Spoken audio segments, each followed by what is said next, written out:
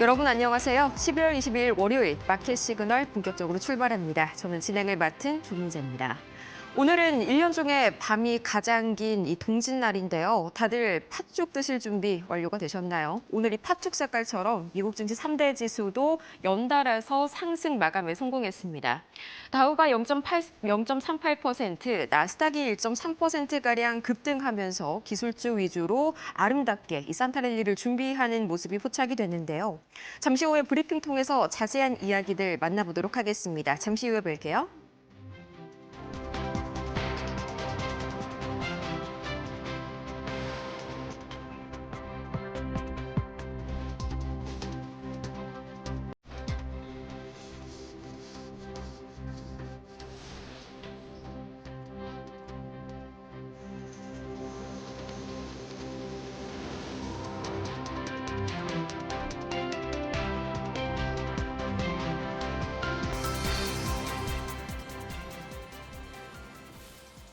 오라클과 엔비디아발 쌍끌이 호재에 지난주 금요일 뉴욕 증시 3대 지수가 상승으로 마무리를 지었습니다. 드디어 시장에는 올해도 산타랠리가 다시 한번 찾아와 줄지에 대한 기대감이 퍼지고 있는데요. 가장 먼저 다우 지수가 0.38% 올랐고요. 나스닥이 1.31%, 이 엔비디아와 오라클의 기술주 랠리가 다시 한번 나스닥을 이끌었습니다. 또 이어서 S&P 500도 0.88% 기분 좋게 마무리를 했는데 과연 이 시장 내의 자금은 어떤 움직임을 보였을지 바로 한번 체크해 보시죠. 이 빨간불이 하락불이고요. 초록불이 상승불입니다. 오늘은 전반적으로 기술주들을 중심으로 강하게 상승불이 켜져 있습니다. 특히나 AI 반도체 쪽에 오늘은 초록불이 강하게 들어와 있죠. 엔비디아가 3.93% 상승했고요. 브로드컴도 3%대 강세, 또 AMD도 중국발 이슈가 다시 한번 기대를 모아주면서 6%가량 상승했습니다. 마이크론도 계속해서 이 실적 깜짝 서프라이즈 소식에 계속해서 그 여파가 이어지는 모습, 약 7% 상승으로 이날 마무리를 지었고요. 팔란티오도 4%대 강세 보였습니다. 이날 미 해군과 다시 한번 이 대규모 수주 계약에 성공했다는 소식이 긍정적인 영향을 미쳤는데요. 이 M7 중에서는 메타와 테슬라만이 하락불을 켰습니다. 그리고 뭐니 해도 눈길을 끄는 건 역시나 오라클, 이날 6%가량 큰 폭으로 다시 한번 상승했는데 과연 어떤 이슈들이 있었을지 세 가지 이슈 저와 함께 차근차근 만나보시죠. 가장 먼저 이날 시장에서 AI에 대한 이런 낙관론을 다시 한번 돌게 해준 소식입니다.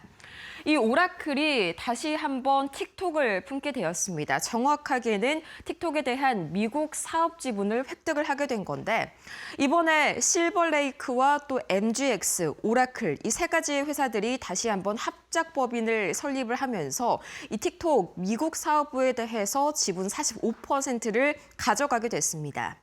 이 나머지 중에서 30%가량은 이 기존의 이 바이트댄스 계열사 투자자들이 가져가게 됐고요. 또 19.9%가량을 바이트댄스가 가져가면서 미국 관련 회사들이 가장 큰 이 지분을 보유하게 됐습니다. 이번 매각권을 넘기는 일은 내년 1월 22일까지 마무리가 될 예정이고요. 이 중에서 오라클은 보완을 담당하게 됐습니다. 다시 한번 불확실했었던 틱톡 관련 이슈에 확실하게 방점이 찍어졌고 또 그 중심에 오라클이 자리하게 됐다는 소식에 다시 한번 큰 폭으로 오라클이 6%가량 상승했고요. 또 이날 엔비디아도 4%에 가까운 강세를 보여줬었죠. 이 트럼프 행정부가 드디어 엔비디아의 H200 칩을 중국에 수출 검토하는 단계에 돌입했다는 이런 부처 간의 검토 소식이 전해졌습니다. 이번에 에너지부와 국방부 그리고 국무부, 상무부 간에 30일간의 검토 절차를 거치게 되고요. 아직까지는 이 강경파들의 약간의 반대 여론이 있기는 하지만 최종적인 결정권은 트럼프 대통령의 손에 있는 만큼 이 트럼프 대통령이 긍정적으로 현안을 밝힌 점 역시 큰 도움이 됐습니다. 25%의 매출을 미국 정부가 가져가는 상태로 수출을 허용하게 된다면 중국 칩에 대한 이런 수요가 줄어들게 돼서 향후 장기적으로 미국 칩에 대한 전 세계 의존도가 높아질 것이라는 게 현재 트럼프 대통령의 주요한 골자입니다.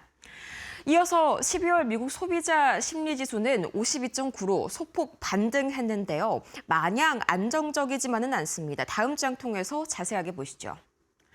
제가 가지고 온 지난 5년간 미시간대 소비자 심리지수 추이인데 앞으로 이 소비자가 얼만큼 경제 상황에 자신감을 가지고 있느냐를 보여주는 그래프입니다. 이 보시다시피 전반적인 레벨로 치자면 아직까지는 낮은 수준이긴 하지만 그래도 소폭 반등하는 모습이 확인이 되실 겁니다. 이 자세한 수치를 이 숫자를 통해서 한번 확인을 해보도록 할 텐데요. 전월치가 51가량으로 굉장히 낮았고요. 그나마 이번 12월 달은 52.9로 전월 대비해서는 소폭 개선이 됐지만 마냥 좋은 건 아니라고 말씀을 드렸었죠. 예상치 대비해서는 하회하는 움직임이 나타났습니다. 그래도 시장이 이 재료를 긍정적으로 해석한 점은 이 기대 인플레이션이 상당 부분 이 개선이 됐다는 점인데요. 우선 이 기대 인플레이션 1년 뒤 그리고 5년 뒤에 인플레이션이 얼마나 진행될지 이 소비자들의 예상치를 나타내주는 지표입니다. 이 지난 11월 대비해서 단기죠. 1년 기대 인플레이션은 4.5%에서 4.2%로 낮아졌고요. 5년 장기물은 3.4%에서 3.2%로 인플레이션 우려는 상당 부분 둔화가 된 점이 확인이 되실 겁니다. 거기에다가 저소득층 심리가 개선됐고 이 기대 인플레이션이 4개월 연속 감소했다라는 점은 긍정적으로 제가 초록색 동그라미로 표시를 해놨고요. 다만 조금 아쉬웠던 점은 이 소비자의 63%가 내년 들어서 실업률이 오를 것이다. 다소 좀 고용 쪽에서 불안한 움직임이 나왔지만 고용이 안 좋게 나온다는 점은 다시 한번 금리 인하에 대한 기대감을 높이는 요소로 작용이 되기도 하죠. 이 때문에 시장은 이 재료 전체를 긍정적으로 받아들이는 움직임이었습니다. 그럼 계속해서 이 특징주들은 어떤 이슈를 몰고 왔을지 차례대로 M7부터 만나보시죠. 가장 먼저 엔비디아 3.93% 거의 4% 가까이 올라섰습니다. 이 종전에 말씀드렸었던 이 H200 칩의 대중 수출이 순항을 밟고 있다라는 소식과 더불어서 이날 이제 미국의 연방거래위원회죠. FTC가 인텔과 엔비디아 사이에 50억 달러 규모의 이 투자 거래에 대한 조사를 종료했습니다. 성공적으로 인텔 측에 50억 달러 규모의 투자를 집행할 수 있게 된 엔비디아입니다. 이로써 불확실성이 해소되면서 다시 한번 엔비디아의 부차적인 호재거리로 작용이 된 소식이었고요. 이어서 AMD가 6%가량 큰 폭으로 올라섰습니다. 이 지난주 들어서 중국과의 이런 긍정적인 소식들이 줄을 이뤘는데 여기에 더해서 리사수 AMD CEO가 중국 상무장관과 회동했다는 소식이 긍정적인 촉매제로 작용이 됐습니다. 이 소식에 큰 폭으로 오른 AMD고요. 또 TPU 최강자죠. 구글입니다. 구글도 1.6%가량 올라섰는데 이날 팔로알토와 100억 달러 규모로 이 보안 파트너십을 확장했습니다. 구글 클라우드 역사상 최대 규모의 이 보안 관련 계약인데 이 덕분에 다시 한번 구글이 보안계의 리더가 될 수 있다는 기대감이 모아지면서 1.6% 상승으로 마무리 지었습니다. 이어서 나머지 M7 종목들은 어떻게 흘러갔는지 상황 확인해 볼까요? 가장 먼저 애플. 0.54% 상승했습니다. 이 모건 스탠리가 내년에 1분기 아이폰 초기 생산량이 전년비 대비해서 12%나 올라섰다면서 여전히 아이폰 17에 대한 엄청난 수요를 여전하다는 점 입증을 해줬습니다. 여기에 더해서 모건 스탠리 측이 애플의 비중 확대를 재확인했고요. 아이폰 17에 대한 시장의 기대감이 올라가고 있는 소식이었습니다. 이어서 아마존도 0.26%, 참고로 이날은 내마녀의 날로 이 수급 변동성이 굉장히 심했습니다. 이 때문에 장 막판 들어서 수급이 갑자기 확 빠져나가는 그런 현상들도 발생이 됐는데 우선 아마존도 이 장중에는 굉장히 강한 상승세를 보이다가 막판에 약간은 이 상승분을 반납했습니다. 다만 호재거리가 한 가지가 있었는데 미국 FERC, 이 에너지 규제위원회가 중부 대서양 전략망의 데이터 센터의 연결을 허용했습니다. 이게 아마존 웹 서비스 AWS의 상당 부분 이 전력난을 해결해 줄 수 있을 것이다. 이런 평가들이 유입되면서 아마존이 다시 한번 강보합권에서 마무리가 됐고요. 테슬라는 반대로 0.45% 이 하락 마감을 지었습니다. 도이치뱅크 측에서 4분기 테슬라의 판매량이 예상치를 하회할 것이다. 예상치가 원래 44만 대 가량이었는데 이 도이치뱅크 측은 40만 5천 대에 그칠 것이라고 아쉬운 전망치를 발표했습니다. 이 때문에 테슬라는 0.45% 하락했고요. 추가적으로 반드시 알아야 할 특징 중 3가지 제가 선정한 종목 더 보고 가도록 할게요. 가장 먼저 오라클이 6%가량 올라서면서 이날 굉장히 AI 낙관론에 대한 기대감을 실어줬었죠. 좀 전에 말씀드렸었던 이 틱톡의 미국 사업권 일부를 획득하게 됐다. 이 소식에 대해서 에버코어 ISI가 굉장히 의미 있는 성과라면서 이 상당 부분 긍정적인 투자 의견을 밝혔습니다. 오라클에 대해서 비중 확대를 제시하고 목표가를 $275로 유지했는데 앞으로 이 성장축의 핵심이 될 대형 고객사들을 다수 수주했다는 것이 주요한 이유였습니다. 이어서 나이키는요, 주가가 10% 이상 급락했습니다.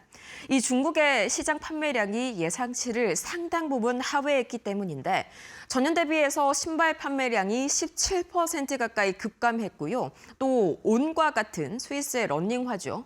이런 신생 브랜드들이 급작스럽게 치고 올라온 영향도 상당 부분을 차지했습니다. 이어서 코어위브가 이날 22%가량 큰 폭으로 다시 한번 급등했는데요. 이 엔비디아발 호재와 더불어서 이 시티가 커버리지를 재개했습니다. 강력한 수요가 예상된다면서 주가가 앞으로 2배가량 상승 여력이 있다고 봤는데 매수를 제시를 하면서 다시 한번 커버리지를 재개했고요. 목표가는 $135를 제시했습니다. 그렇다면 과연 현재 매크로 지표 6가지의 흐름은 어떻게 흘러갈지 가장 먼저 국제유가부터 보도록 하겠습니다. WTI 0.93% 상승하면서 배럴당 $56 선을 상회하고 있습니다. 이 밤사이에 또다시 미국 정부가 카리브해에서 베네수엘라발 유조선을 납포했다라는 소식이 이 공급망 우려를 다시 한번 부각되게 만들었습니다. 이 트럼프 대통령이 이달 초였습니다. 이 베네수엘라에 대해서 전격 봉쇄 명령을 내린 지 벌써 그 명령 직후로 2번째 납포가 이루어졌고요.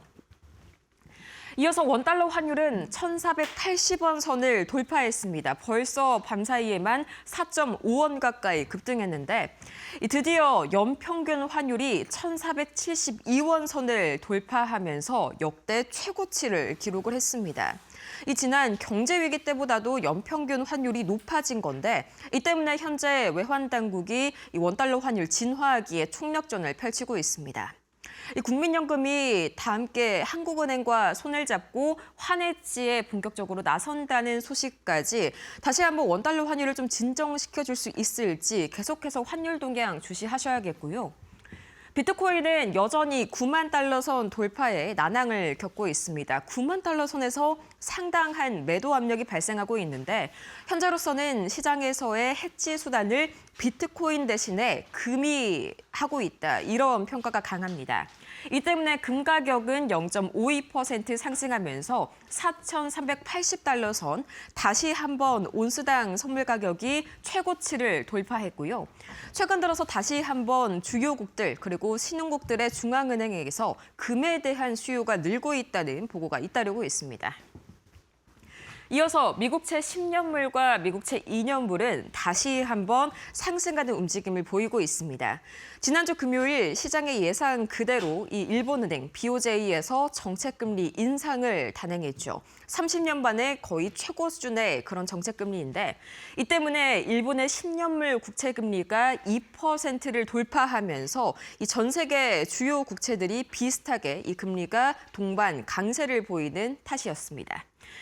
그렇다면 지금까지 뉴욕 증시 3대 지수 오늘 상승 우리나라 증시에서도 이어갈 수 있을지 보셔야겠습니다. 지금까지 뉴욕 증시 3대 지수 지난주 금요일 상황 봤습니다.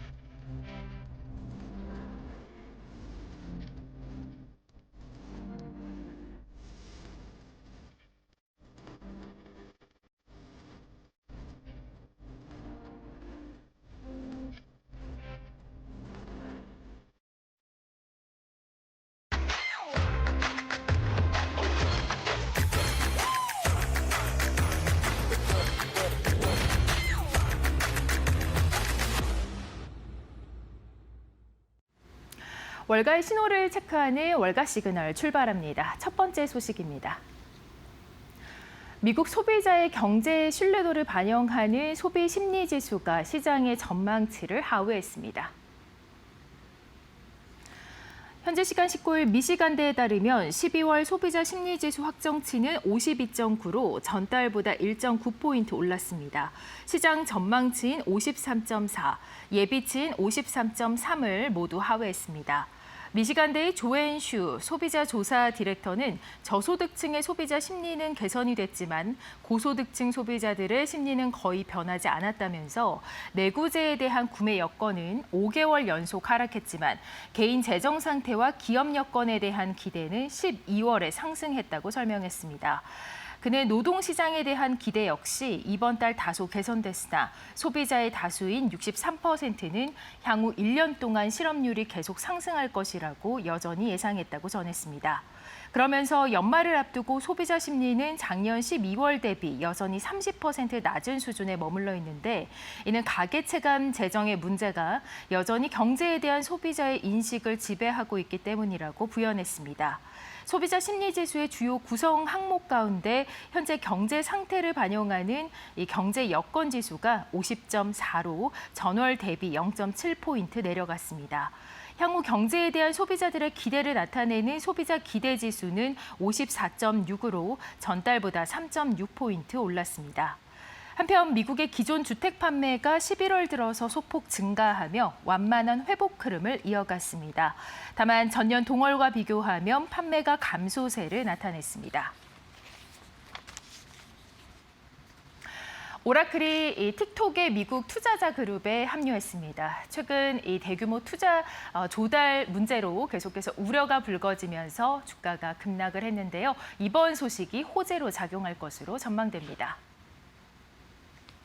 오라클이 SNS 틱톡의 미국 사업을 이끌 투자자 그룹에 합류했습니다. 현지 시간 19일 CNBC에 따르면 오라클은 실버레이크와 UAE 국부펀드 MGX와 함께 합작법인을 구성해 틱톡 미국 법인을 운영합니다.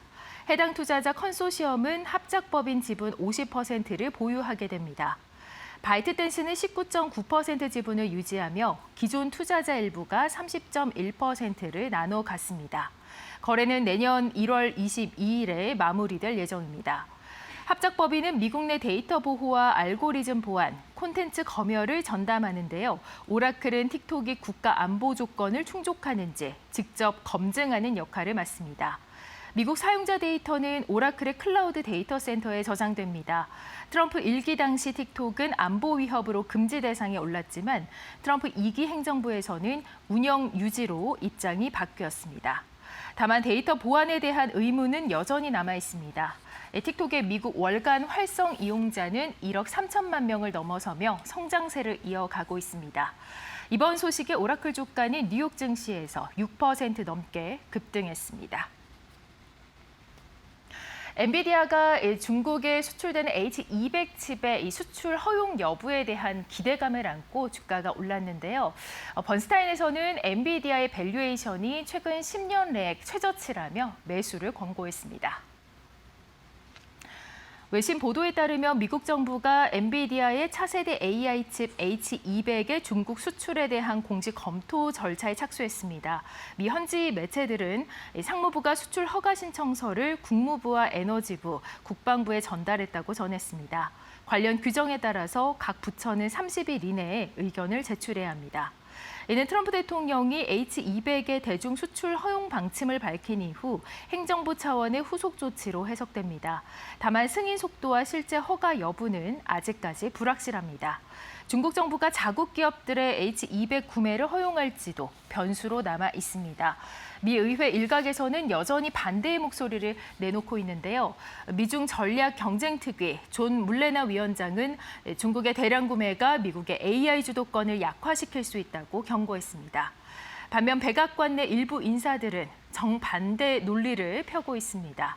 엔비디아는 중국 고객들의 주문이 생산량을 초과하고 있다고 밝혔는데요. 알리바바와 바이트댄스 등 중국 빅테크들이 대량 구매를 논의 중인 것으로 전해졌습니다. 한편 반독점 규제 기관인 미국의 FTC가 엔비디아의 인텔 투자 계획을 승인했습니다. 현재 시간 20일 외신에 따르면 FTC는 엔비디아와 인텔 간 거래에 대해 승인 통지서를 게시했습니다. 엔비디아는 지난 9월 경영난을 겪고 있는 인텔에 50억 달러, 약 7조 원을 투자하겠다고 발표했으며 당시 시장에서는 AI 데이터 센터와 PC 시장에서의 기술 주도권 강화 전략으로 해석했습니다. 이번 거래는 이 반독점 심사가 변수로 남아있는 가운데 FTC의 승인으로 규제 리스크가 상당 부분 해소됐다는 평가가 나옵니다. 워싱턴 포스트는 엔비디아의 AI GPU 시장 점유율이 85에서 95%에 달한다고 분석했습니다. 인텔과의 협력이 현실화될 경우 AI 시장의 지배력은 더욱더 강화될 전망입니다. 테슬라가 일론 머스크에게 지불해야 하는 이 스톡옵션 보상안이 소액주주 소송으로 인해서 잠시 무효 판결이 있었지만 대법원에서 다시금 살아났습니다. 지난 19일 블룸버그 통신에 따르면 델라웨어주 대법원은 테슬라의 2018년 CEO 보상안과 관련한 상고심에서 머스크가 주식 기반 보상을 받을 자격이 있다고 판단하며 테슬라 손을 들어줬습니다. 재판부는 하급심 판결을 두고 부적절한 해결책이라고 밝혔습니다. 머스크는 판결 직후 X에 내가 옳았다는 것이 결국 입증됐다고 밝혔습니다. 논란이 된 2018년 보상안은 머스크의 경영 성과에 따라 단계적으로 보상을 지급하는 구조입니다. 그러나 테슬라 주식 9주를 보유한 소액주주 리처드 토네타가 이사회 독립성 훼손을 이유로 소송을 제기했고 법원은 테슬라 이사회가 사실상 머스크 통제 아래 있기 때문에 보상안 승인도 머스크의 영향이 크다며 보상안을 무효로 판결했습니다. 이번 대법원 판결로 머스크가 대규모 스톡옵션을 행사할 수 있는 길이 열렸습니다. 해당 보상안에는 스톡옵션 3억 300만 주가 400만 주가 포함되며 이는 테슬라 전체 발행 주식의 약 9%에 해당합니다. 테슬라 주가가 2018년 주당 $20 수준에서 현재 $500 안팎으로 급등해 해당 스톡옵션 가치는 지금 주가 기준 1,400억 달러에 이릅니다. 옵션을 모두 행사하면 머스크의 테슬라 지분율은 현재 13% 수준에서 20%를 웃도는 수준으로 높아집니다. 법원 판결 이후 머스크 자산은 7,490억 달러까지 늘어난 것으로 집계됐으며 여기에 더해 머스크가 최대 주주인 스페이스X가 계획대로 내년에 상장하면 자산 가치는 추가로 불어날 것으로 전망됩니다.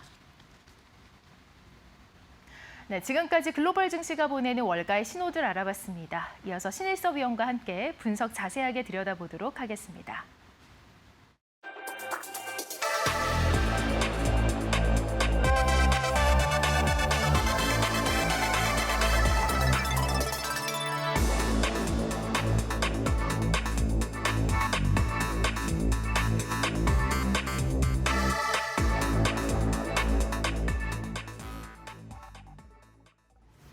네, 미시간대 소비심리지수가 발표가 됐는데 경기 침체나 또 금융 위기처럼 충격 국면에 사실 급락을 해왔습니다. 다만 이제 11월보다는 반등하는 흐름이 나왔습니다. 이 역사적인 주요 이벤트들보다는 아직까지는 좀 안 좋다 이렇게 보여지는데요. 네. 지금 역사적인 이벤트 보기 전에 이제 소비자 심리지수 3종 일단 어떻게 나왔나 보겠습니다. 네. 일단 그 헤드라인으로 나오는 52.9는 이제 종합 지수고요. 그다음에 현재 상황에 대한 지수, 기대 지수가 있고요. 향후 경기 상황에 대한 기대 지수가 있죠. 그래서 지금 파란색으로 나오고 있는 거는 종합 지수 52.9가 나왔습니다. 그리고 연두색으로 나오는 거는 지금 현재 상황에 대한 지수죠. 현재 상황이 어떠한가. 그다음에 파란색은 향후 기대 지수입니다. 빨간색이죠. 향후 기대 지수죠. 네. 향후 기대 지수는 지금 올라갔습니다. 현재 상황에 대한 지수는 내려갔죠. 그래서 지금 현재 상황에 대한 지수랑 향후 기대 지수랑 괴리가 지금 생긴 것을 볼 수가 있습니다. 그래서 지금 현재 상황은 조금 나쁘지만 조금 지나면 괜찮아지지 않겠냐. 뭐 이런 식으로 판단하는 설문조사 결과가 나왔습니다. 그래서 종합지수는 이 가운데 정도 선에서 지금 마무리가 됐고요. 자, 그리고 이제 전체적으로 2024년부터 2년 동안 쭉 떨어지고 있는 추세죠. 등락은 있는데, 근데 이제 이게 이러 보면은 좀 그렇긴 한데 이게 또 다른 부분이 있기는 해요. 예를 들어서 미시간대 소비자 심리지수랑 컨퍼런스 보드 소비자 신뢰지수가 있잖아요. 두 개가. 근데 지금 이 미시간대 소비자 심리지수가 전체적으로 지금 응답률이 상당히 떨어지고 있는 추세고요. 1980년대부터. 그리고 그렇게 되면 어떻게 되냐면은 여러분도 여러 가지 선거 여론조사할 때 응답률 떨어지는 거 잘 안 믿잖아요. 네. 그렇게 되면 어떻게 되면 응답률이 떨어지면은 전체적인 어떤 여론의 종합이 안 나오고 그것을 꼭 필요로 하는 사람이 끝까지 전화를 받아서 내 어떤 의견이랄까, 내 어떤 주장이랄까, 내 어떤 성향을 드러내는 어떤 그 수단으로 삼는 사람들만 끝까지 전화기를 붙잡고 있거든요. 그러니까 미시간대 소비자 심리지수 지금 전체적으로 응답률이 떨어지는 가운데 왜냐면 이게 예전에 그냥 전화조사 방식을 많이 택하고 있다가 워낙에 안 받으니까 사람들이 우리도 그렇잖아요. 전화를 안 받다 보니까 무슨 휴대폰 추출하고 인터넷 조사하고 별짓을 다 하잖아요. 미시간대 소비자 심리지수도 그래요. 그래서 이제 응답률이 워낙에 떨어지다 보니까 최근에 트렌드도 받아들여가지고 인터넷 조사도 섞고 이러지만 전화조사를 하는 전통적인 방식이 굳건히 자리를 하고 있기 때문에 잘 안 받아요. 그러니까 이제 진짜로 받는 사람들은 뭔가 목적이 있어가지고 받는 사람들의 성격이 강하다. 이런 부분은 있다는 것을 염두에 두고 이 그림을 봐야 될 것 같습니다. 네. 자, 블랙 먼데이 1987년 있었고요. 9.11 오사마 빈 라덴의 그 쌍둥이 빌딩 테러가 있었고요. 네. 그다음에 GFC가 있었죠. 2008년에 글로벌 파이낸셜 크라이시스가 있었습니다. 자, 그다음에 코로나19가 있었어요. 근데 그 당시에도 보니까 이 아까 종합지수죠. 종합지수가 60 미만은 간 적이 있었는데 50 근처로 떨어진 적은 없었거든요. 글로벌 금융위기라던가 코로나19 때도 55 정도 수준이었거든요. 근데 지금 50.4로 지금 이 50을 위협하는 수준까지 가버렸다는 얘기죠.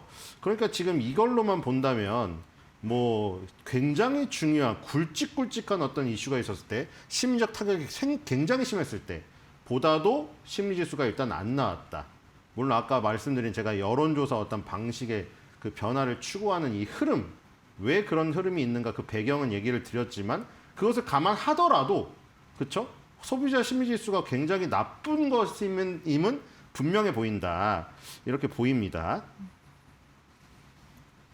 네, 역사적인 이 주요 이벤트들보다도 지금 굉장히 안 좋은 그런 상황이다. 물론 11월보다는 반등을 했지만 그런 이야기신 것 같고요. 자, 이번 조사에서 눈에 띄는 점이 있습니다. 바로 어떻게 보면 이 조사를 디렉팅한 분이죠. 조앤슈라는 설문 책임자인데요. 이분의 이제 코멘트가 좀 주목이 되고 있는데 이 공식 통계상은 이제 인플레이션 기대가 빠르게 안정이 되고 있는데 소비자들의 고통이 줄지 않고 있다. 이런 이야기를 좀 짚으셨거든요. 자, 이 부분, 이 언급은 어떤 의미인지가 좀 궁금합니다. 네. 네. 조앤슈 이제 이분이 은퇴하기 전까지는 계속 미시간대 소비자 심리지수를 하면은 언론에 항상 이분이 나오죠. 네. 그래서 조앤슈 이분이 말씀하셨는데 자, 일단 그 고물가에 대한 부분이 그러니까 우리가 이걸 또 연준하고 자꾸 이어서 얘기하는 이유가 연방준비제도 이사회에서 FOMC를 개최해서 금리 결정을 할 때 물가 안정과 최대 고용이란 두 마리 토끼를 잡기 위해서 금리 결정을 하는 거잖아요. 네.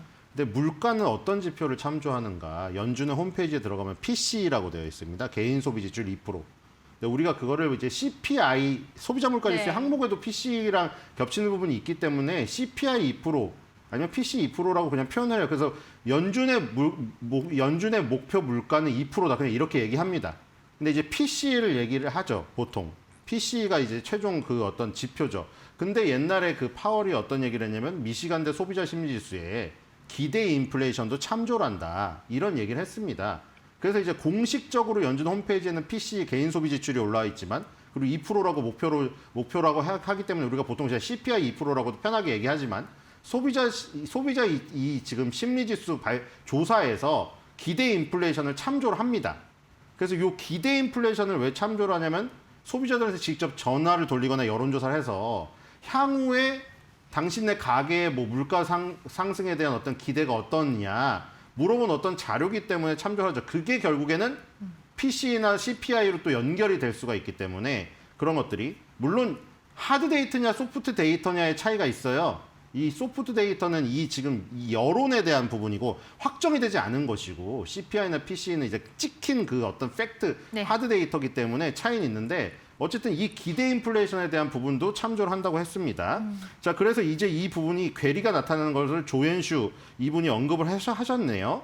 올해 인플레이션 기대치가 매우 빠르게 완화되는 반면에 고가 언급은 꾸준히 높은 수준을 유지하고 있다. 이게 무슨 얘기냐면 지금 검정색 선을 보시면은 이게 기대 인플레이션인데 기대 인플레이션이 밑으로 꺾이는 부분이 보이시죠? 네. 근데 빨간색은 밑으로 꺾이지 않았어요. 위로 올라갔어요. 그거는 이제 단기적인 부분이고 시계열로 1960년대부터 봐도 됩니다. 1960년대부터 봐도 뭐 80년대부터 이제 기대 인플레이션이 나와 있지만 그때부터 보시면은 굉장히 동행하는 흐름을 보이지 않습니까? 네. 지금 보면 역대급으로 벌어져 있는 상황이죠. 그렇죠? 역대급으로 이 사이가 벌어져 있어요. 그냥 쉽게 예를 들면 이런 거죠. 햄버거 가격이 네. 지금 네. 그 추성훈 씨랑 정승재 강사님이 선전하시는 그 버거킹의 막 그 패티 막 4장 이상 든 거 있잖아요. 네. 그게 거의 단품 기준으로 10,000원이거든요, 여러분들. 10,000원이에요. 진짜 많이 어떤가? 올랐네요. 이게 비싼가요? 비싼가요? 비싸지 않나요? 하나 먹기 부담스럽나요? 편의점 햄버거도 7,000원짜리가 나왔더라고요. 자, 근데 7,000원, 10,000원이 일단 절대적인 가격으로 엄청 비싸죠. 햄버거가. 그쵸? 근데 예를 들어가지고 지금 작년으로 봅시다. 1년 전에도 벌써 패티 4장짜리가 거의 9,000원, 9,800원 했어요.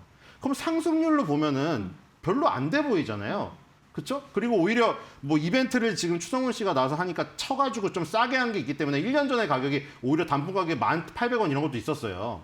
근데도 왜 부담스럽게 느낄까요? 절대 가격 자체가 부담스럽기 네. 때문입니다. 햄버거가 10,000원이다. 절대 가격 자체가. 그러니까 지금 1년 후 인플레이션 기대는 줄었지만 고물가에 대한 불만이 지속되고 있다는 거는 절대적인 가격이 워낙에 올라버린 거예요. 네네. 절대적인 가격이. 그러니까 옛날에 1980년대부터 지금 2000년대 들어서기 전까지 왔던 이런 동행하는 흐름이 이제 안 나타나는 거예요. 지금 그동안 한 30년 사이에 절대적인 물가가 너무 올라서 기대 인플레이션에 떨어질지언정 조금 오르더라도 이제 너무 부담스러운 수준이죠.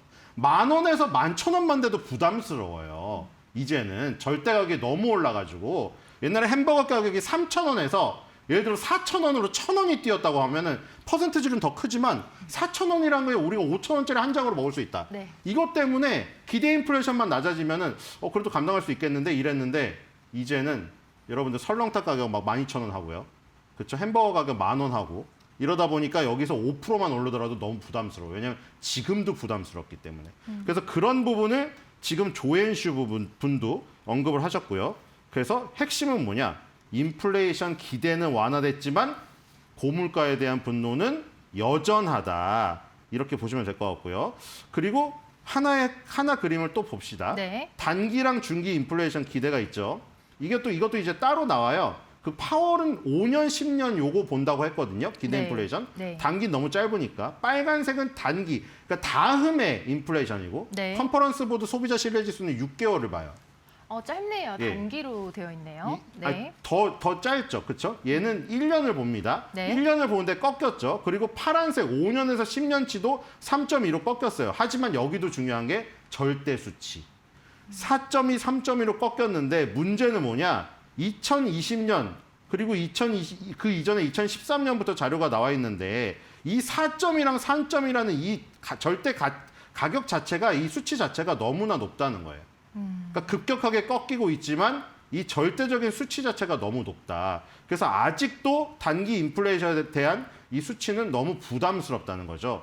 지금 단기가 무려 4.2가 나오고 있잖아요. 물론 위에서 6.5대에서 4.2로 떨어진 거 보니까 와 많이 하락했네 이렇게 하지만 4.2라는 게 뭡니까? 아까 연준의 목표치가 2%인데 지금 2배가 넘는 네. 수치잖아요. 과거랑 그렇기 대비해도 때문에 높고요. 단기 네. 인플레이션에 대한 기대감은 아직도 너무나 높아요. 우리가 기대감이라고 자꾸 해서 뭔가 정말 긍정적인 것 같지만 네. 그게 아닙니다.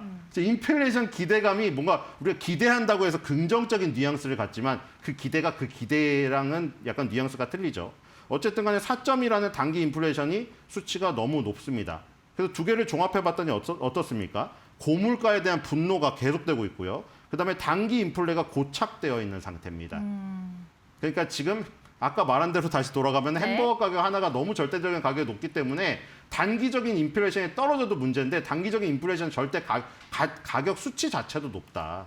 이런 상황입니다. 네, 여기에 대해서 이제 이번 조사에서 정치 성향에 따라서 응답이 조금 차이가 있었다고 하는데요. 어떻게 보면 숫자는 같은데 여기에 대해서 평가가 좀 완전히 다르게 나온 상황입니다. 이것은 이제 단순한 인플레이션의 문제가 아니라고 봐야 될까요?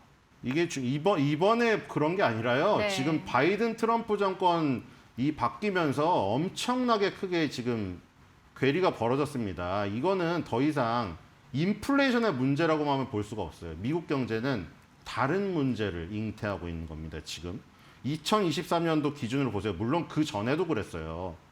이게 당연히 그럴 수밖에 없는 건데 예를 들어 지금 나온 수치가 민주당 지지 성향은 3.9를 5년 기대 인플레이션으로 봤고요.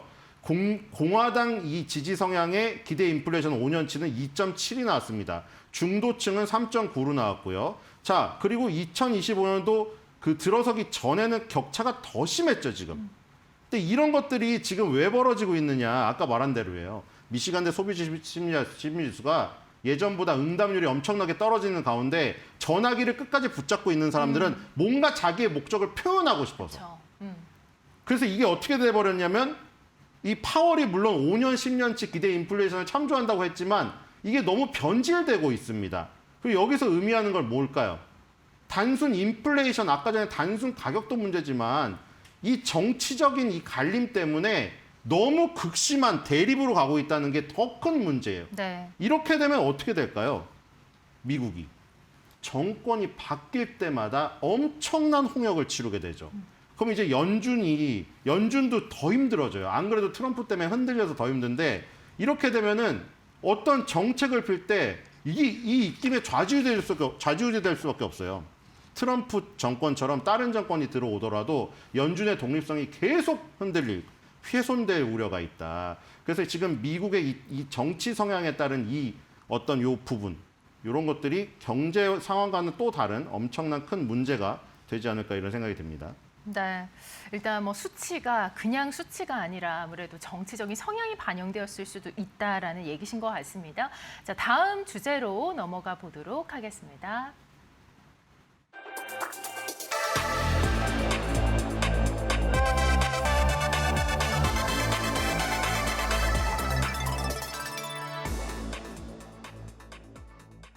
네, 레리 앨리슨 오라클 이 CEO 사실 뭐 최근에 부호 1위에 오르기도 했는데요. 부호라는 게 이제 세계 최고의 갑부를 의미하는데 이 정도로 뭐 자산이 많다 이런 소식들로 우리가 또 굉장히 반응하는 모습도 보였었는데 가장 최근에는 오라클이 뭐 조정을 받는 그런 대대적인 조정 폭이 굉장히 큰 폭으로 나타났습니다. 그 이유를 좀 하나하나 살펴봐야 될 것 같아요. 네, 갑자기 네. 1위를 찍먹하고 바로 내려오셨죠. 물론 블룸버그 거였고 블룸버그랑 포브스에서 세계 갑부 순위를 하는데 네. 블룸버그는 예를 들어 비상장 주식에 대한 가치를 보수적으로 매깁니다. 그래서 레리 앨리슨이 일론 머스크를 제치고 1위를 찍먹을 할 수 있었고요. 포브스는 예를 들어 스페이스X의 가치를 엄청 칩니다. 진보적으로. 그렇기 때문에 거기선 이길 수가 없었습니다. 왜냐하면 스페이스X가 지금 내년도에 상장도 앞두고 있는 네. 데다가 가치가 어마어마하게 평가되고 있기 때문에 레리 앨리슨이 포브스에선 제치고 1위를 못했어요. 근데 어쨌든 간에 블룸버그에서 지금 집계한 걸로 1위를 찍먹을 했다는 것만 해도 대단하죠. 근데 결정적으로 세계 갑부 순위 1위에 올랐던 그 시점이 뭐였느냐? 네. 뭐였을 것 같아요? 글쎄요. 요즘에 가장 이슈에 있는 종목이잖아요. 맞습니다. 그러니까 최근에 가장 조정을 많이 받았던 부분을 말씀하신다면은 아니요, 뭐 자금 조달이죠. 예. 어떤 기업 때문에 이렇게 됐을까요? 오라클이. 엔비디아? 가장 큰 계약이 무엇일까요? 오라클과요. 네. 오픈 AI. 오픈 AI죠. 스타게이트죠. 가장 예. 큰 계약이죠. 지금 오라클이 9월 초에 분기 수주 잔고가 약 3,200억 달러라고 발표하면서 이때부터 급등해가지고 레리 앨리슨이 세계 갑부 순위 1위에 올랐거든요. 네. 근데 알고 봤더니 오픈 AI의 수주 잔고랑 연계된 게 3,000억 달러. 그러니까 지금 9월 달까지 오라클의 수주 잔고 3,200억 달러 중에 200억 달러 뺀 나머지가 전부 오픈 AI에 연계됐다는 거죠.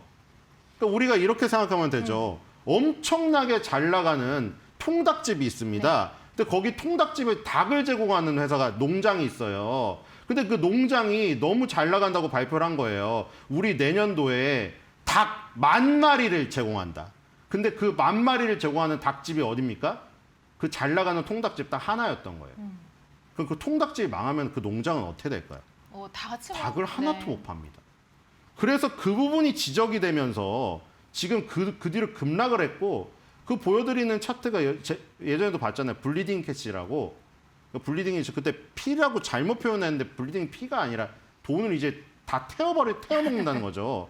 어쨌든 이 FCF, 잉여 현금 흐름이죠. 프리캐시 네. 플로우인데 잉여 현금 흐름이 갑자기 떨어지면서 그때 이거에 대해서 저희가 논의했잖아요. 네. 잉여 현금 흐름이 이렇게 마이너스가 났지만 이거를 선제적인 투자를 하지 않으면 인공지능에서 뒤처지는 포지션에 있는 어쩔 수 없는 운명의 지금 얘기를 지금 저기 가져다 댄다면은 네. 당연히 저렇게 해야 될 일이고 만약에 그게 성과로 돌아올 때는 엄청난 성과로 돌아온다. 그 얘기하면서 뭐 의대 보낸 아들 얘기까지 네. 했잖아요. 네. 근데 이게 지금 아까 말한 대로 골고루 분산이 안 되어 있고 오픈 AI에 쏠려 있다는 그 단점 때문에 네. 매그니피센트 7보다도 더 먼저 사실은 뭐 파인 9이기 때문에 그럴 수도 있지만 더 먼저 크게 무너졌습니다.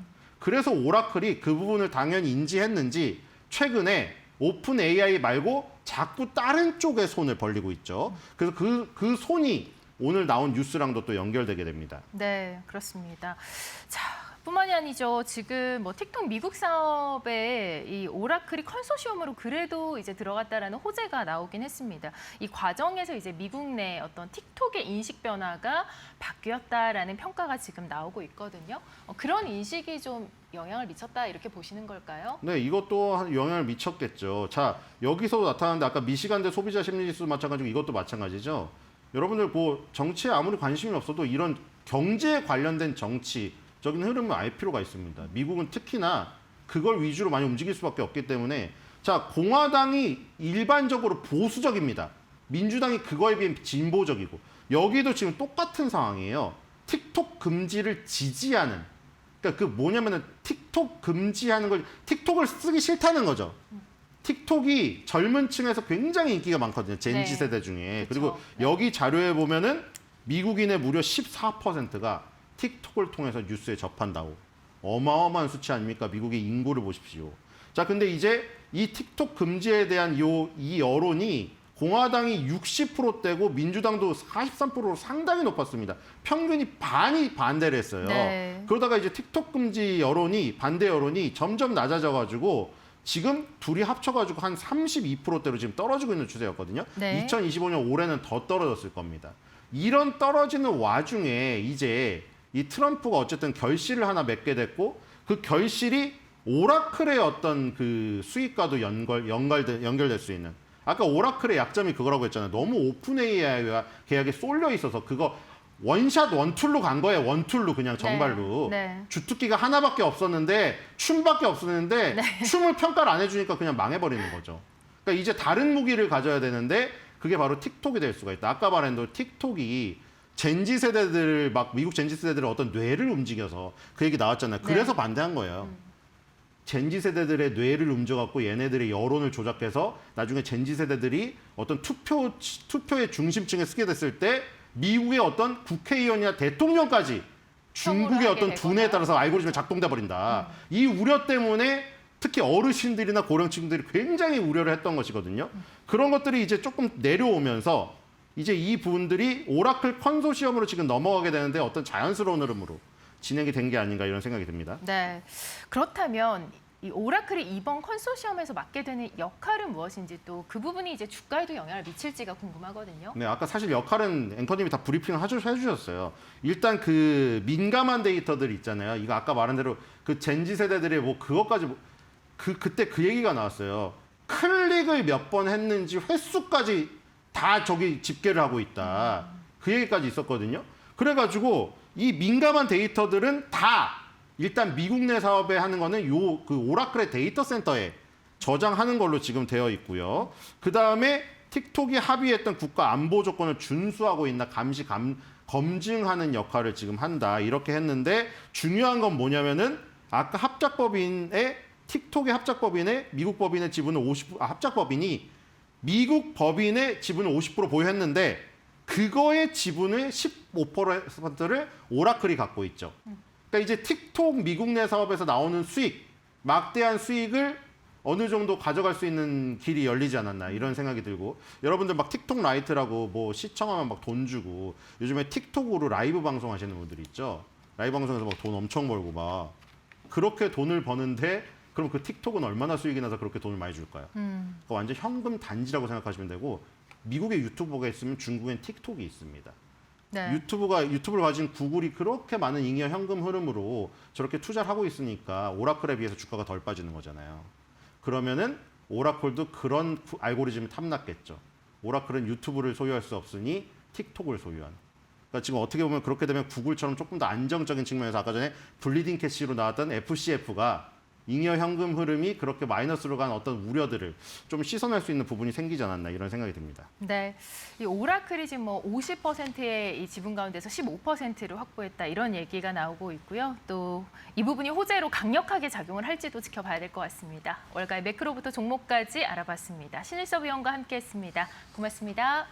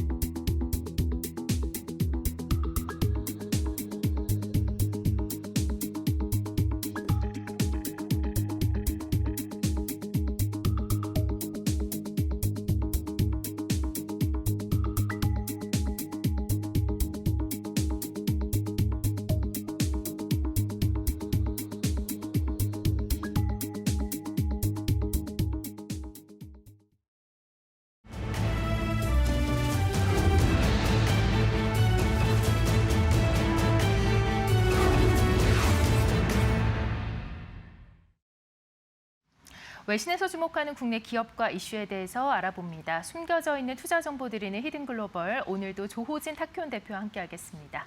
어서 오세요. 네, 안녕하세요. 네, 자 헤드라인 한번 살펴볼 텐데요. 먼저 첫 번째 헤드라인 만나보시죠.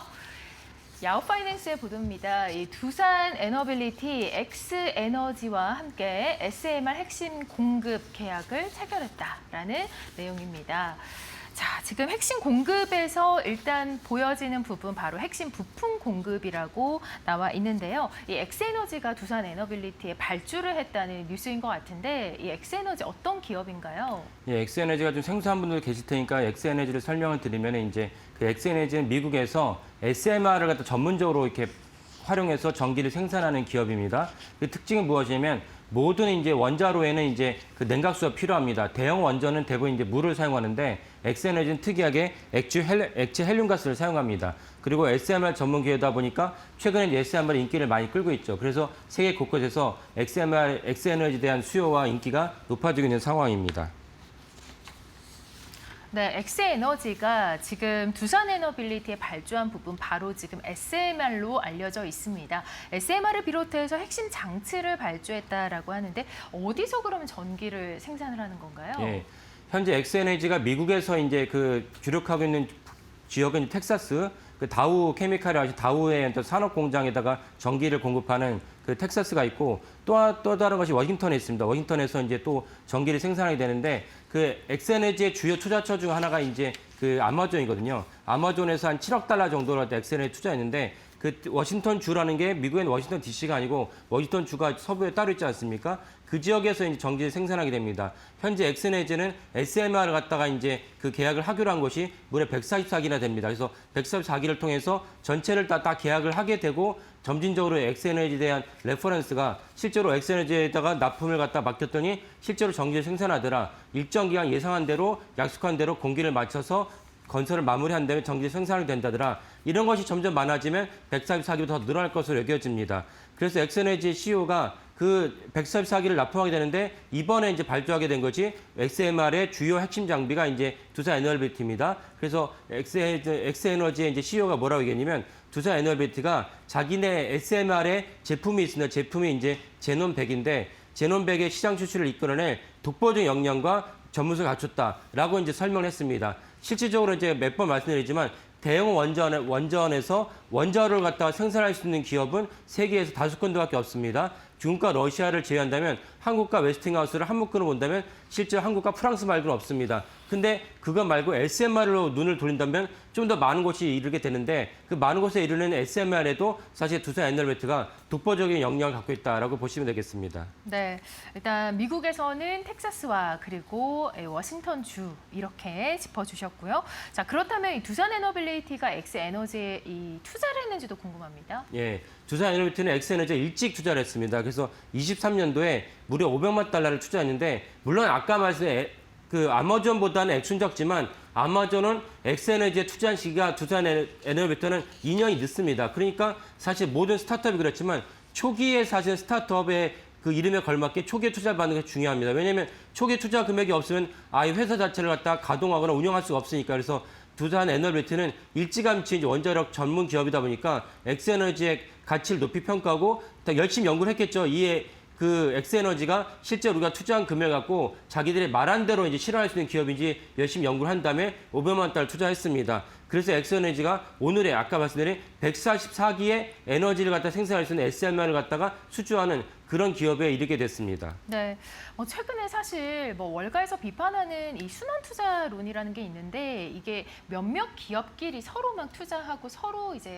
서로만 상부상조하는 그런 흐름이 아닌가 싶은데 이번 케이스가 좀 거기에 해당되는 건 아닌가 하는 우려가 있거든요. 예, 엄밀히 말하면 순환 투자에 해당되는 것이죠. 그러니까 그 순환 투자라는 건 A라는 기업이 B라는 기업에다 지분 투자를 한 다음에 투자를 받은 B라는 기업이 A라는 기업에다 자기 제품을 판매하는 것입니다. 그러면 야 너네끼리 뭐 같이 이제 짬짬이 아니냐? 뭐 쉽게 뭐 다른 식으로 표현한다면 극단적으로 이제 카드 돌려받기 아니냐? 이렇게 비판하는 것이 순환 투자인데 이번에 엑스에너지도 역시 두산 에너빌리티에서 투자를 받았고 투자를 받은 재원을 바탕으로 두산 에너빌리티에다가 자기가 SMR을 갖다가 완성하는 데 필요한 핵심 장비를 갖다가 발주하게 됩니다. 그러면 이제 순환 투자 아니냐라고 비판할 수 있는데 이렇게 보시면 또 이 순환 투자가 어떤 성격인지 알 수가 있는데 삼성전자도 세계 굴지의 이제 메모리 기업 삼성전자도 여러 공정이 그 반도체 공정이 뭐 10,000개 정도 됩니다. 그중에서 어떤 핵심 공정, 핵심 장비를 갖다가 전산을 갖다가 모든 에너지와 인력을 총동원하면 핵심 장비를 갖다가 개발할 수 있지만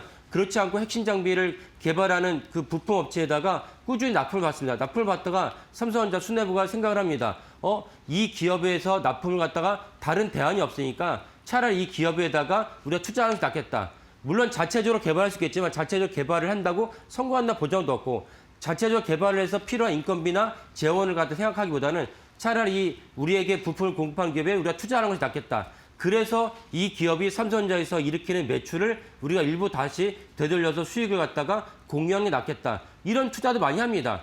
이것을 우리가 순환 투자라고 비판하지 않습니다. 그러니까 월가가 이 오픈AI에서 비롯된 순환 투자 비판은 좀 현실을 갖다 도외시한 과도한 비판이고 두산 에너빌리티가 엑스에너지 500만 달러 투자했는데 거기서 엑스에너지가 잘 성장해서 결국 SMR을 지으면서 두산에너벨테가 몇 가지 이제 핵심 장비를 갖다 발주하게 된 것은 순환 투자와 거품이라고 볼 수는 없다라고 보시는 게 낫겠습니다. 네, 일단은 과도한 비판이다 이렇게 해석을 하시는 것 같습니다.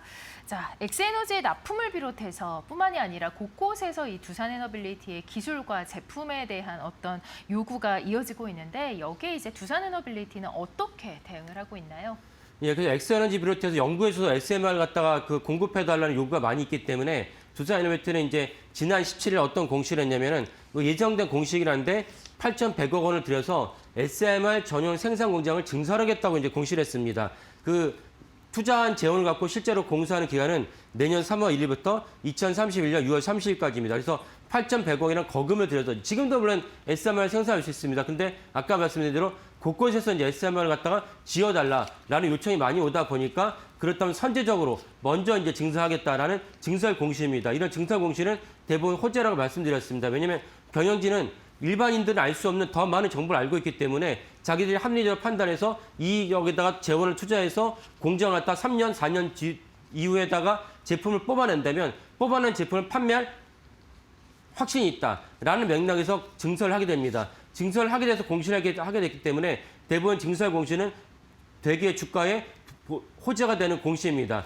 두산에너벨트가 SMR의 전용 공장을 짓기로 하고 8,100원을 짓기로 했던 것이 17일 공시이고 이런 맥락에서 엑스에너지도 두산에너벨트에다가 이런 장비를 납품해 주세요 라고 이제 발주를 했고 엑스에너지뿐만 아니라 그 세계 곳곳에서 두산에너벨트가 발주를 갖다 하고 해야 됩니다. 이런 맥락에서 두산에너벨트의 SMR 이번에 발주 소식은 대단히 중요하다고 보겠습니다. 네.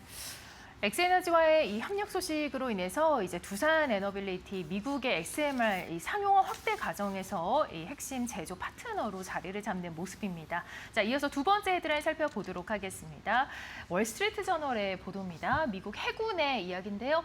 황금 함대에 시동을 걸었다. 그러니까 이제 트럼프 대통령의 어떤 구상에 따라서 움직임이 나타났습니다. 신형 호위함으로 전력적으로 이제 재편을 했다. 이런 이야기가 이어지는데요. 2028년도 이제 첫 진수가 목표고요. 조선업 투자를 계속해서 확대해 나가고 있는 흐름입니다. 자, 일단 보시면은요. 지금 미국 해군 신형 호위함 발주에 이 선정된 기업이 헌팅턴 인걸스입니다. 네. 저희 히든 글로벌에서도 한번 말을 한 적이 있는 것 같은데요. 예. 예, 저희가 헌팅턴 인걸스를 저희가 소개시켜 드린 적이 있었는데 네. 이번에 이제 미국 해군이 이제 신형 호위함을 일단 발주하게 되는데 호위함을 발주하면서 아직까지는 법이 완전히 개정되지 않았기 때문에 자국의 조선소에다가 호위함을 갖다가 이제 미국 해군의 군함을 발주해야 되는 법이 있습니다. 그 법에 따라서 그 트럼프 정부가 이제 신형 해군 호위함을 갖다가 헌팅턴 인걸스에 이제 발주를 했습니다.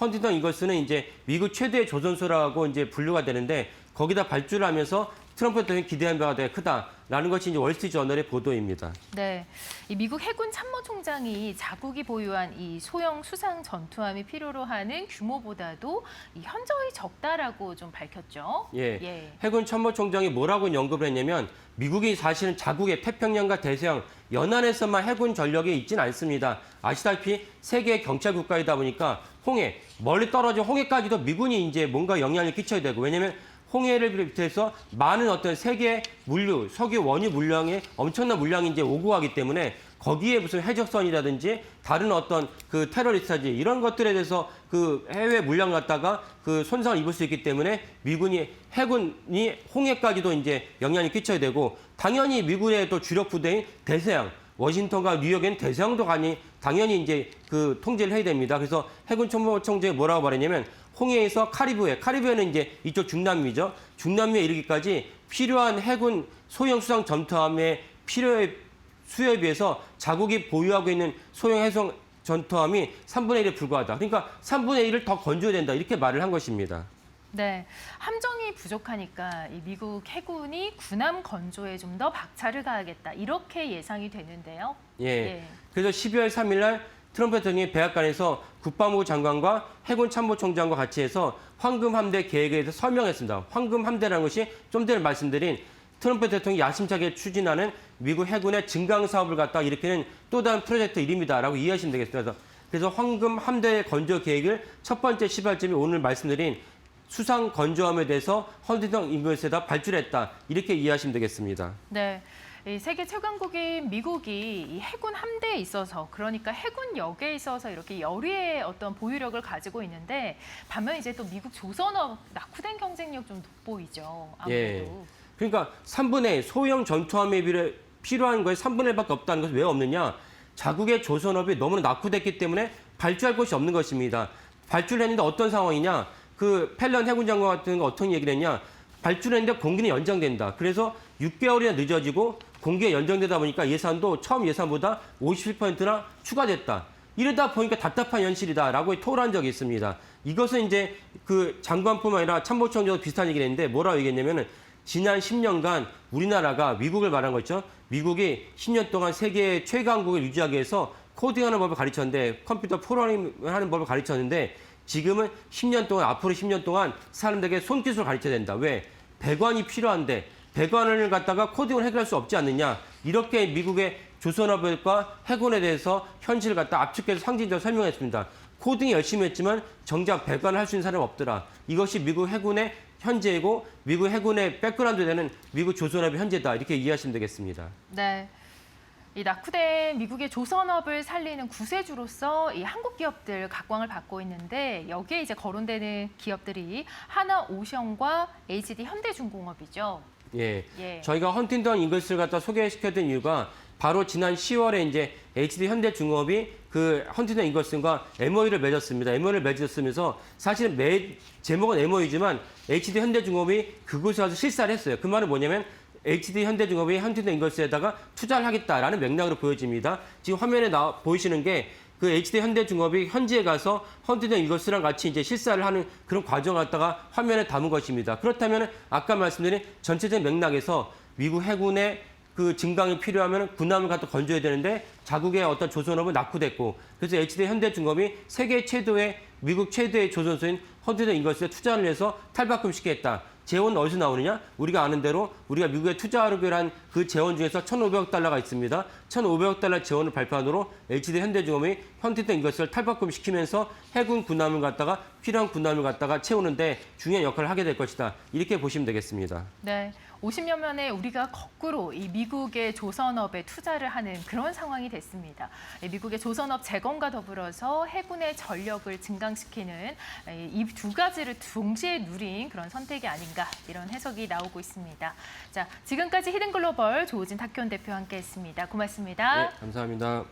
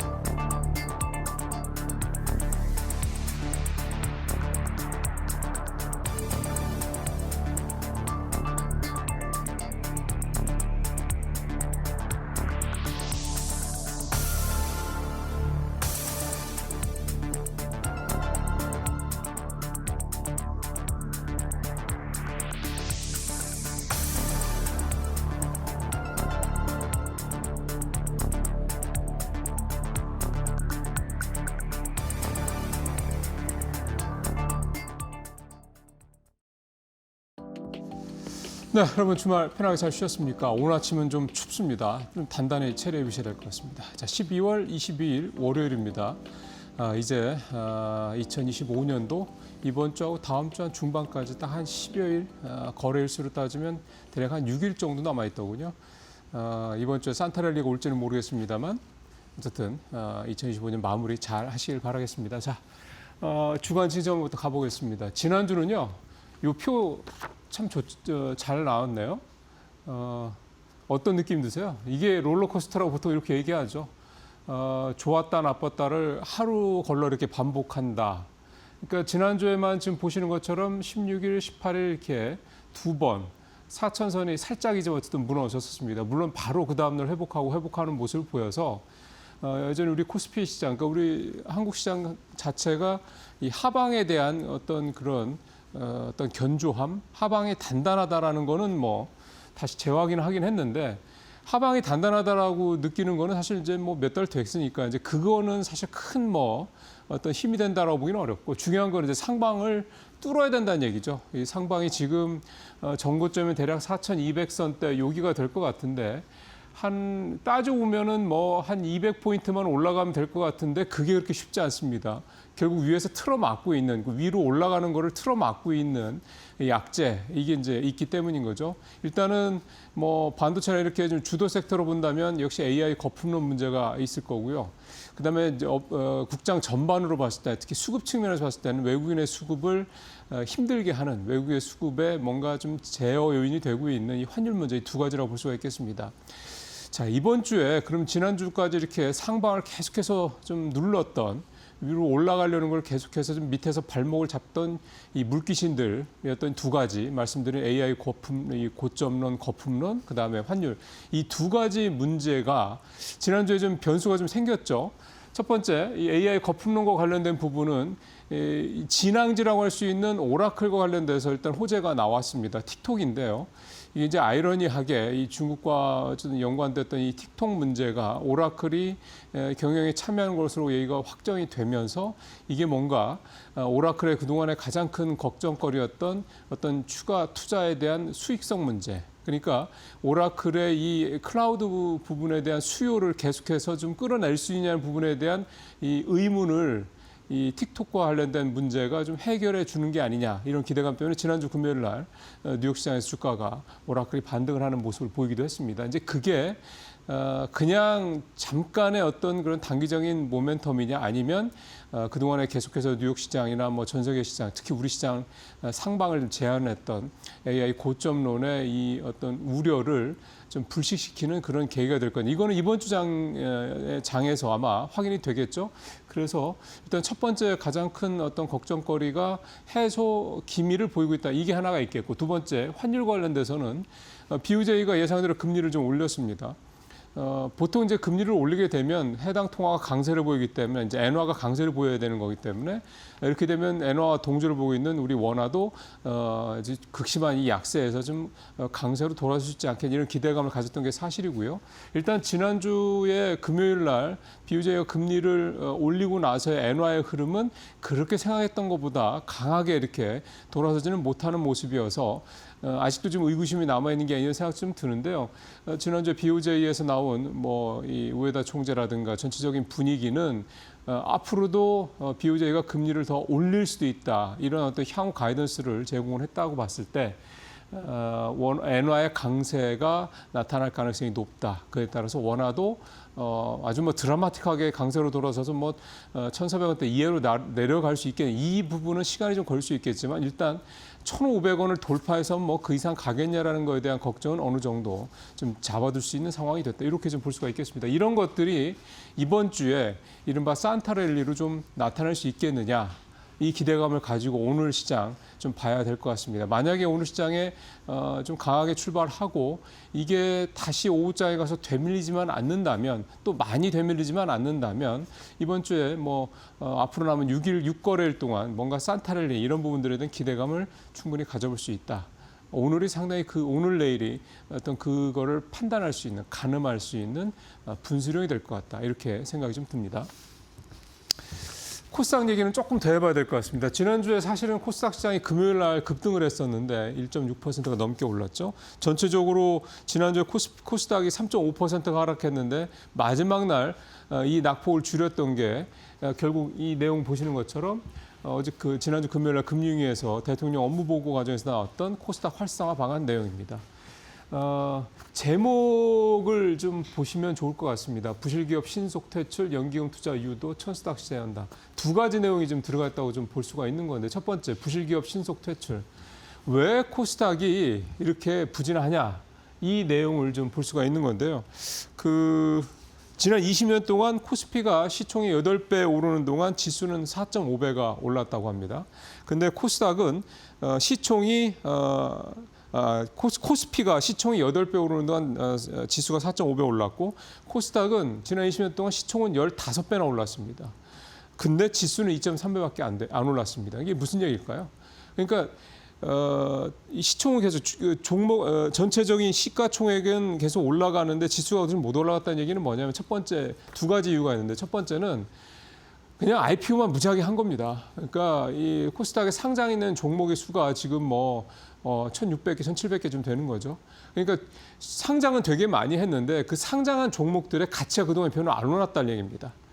이런 갭이 그래서 발생을 하는 거고요. 그 얘기는 뭐냐면 지금 코스닥에 상장 있는 종목 중에 꽤 많은 종목들이 상장 가치가 별로 없는 그런 종목들이라는 얘기입니다. 이른바 좀비 기업, 한계 기업들이라는 얘기인 거죠. 그래서 좀 화면에도 좀 보시겠습니다만 그럼에도 불구하고 2020년 이후에 팬데믹 이후부터 5년 동안 상장 폐지가 결정된 기업들은 저거밖에 안 됩니다.